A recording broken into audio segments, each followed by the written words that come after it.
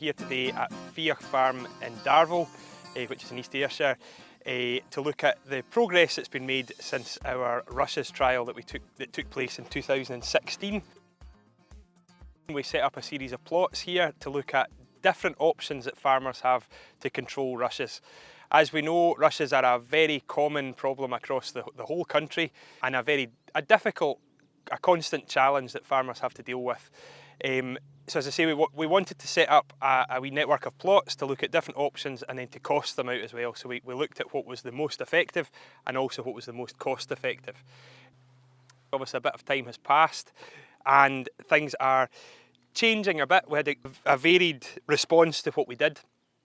We're beginning to see a bit of an encroachment of rushes back into this site, and certainly looking to do something else going forward. But just talking through the plots that we did, we had a control plot, we had a topping only plot, we had a topping and spraying plot, we had a spraying only plot, we had a cutting and baling plot, and then we had 3 weed wiper plots. So we had 3 different products through a weed wiper for contact weed control as well.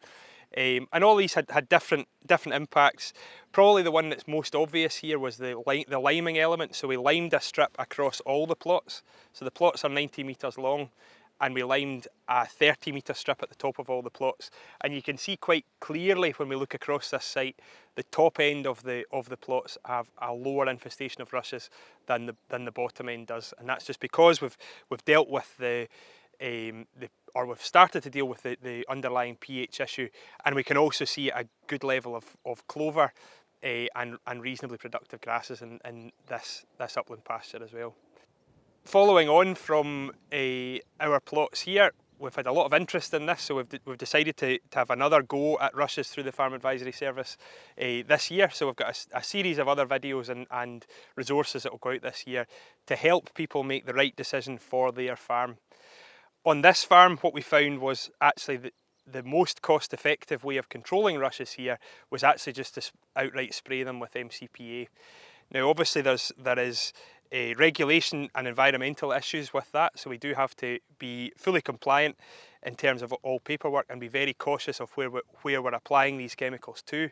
But MCPA on this site was deemed to be the most effective, and with that in mind, the whole area here has recently been sprayed with MCPA once again, just to tidy it up again and keep things heading the right way.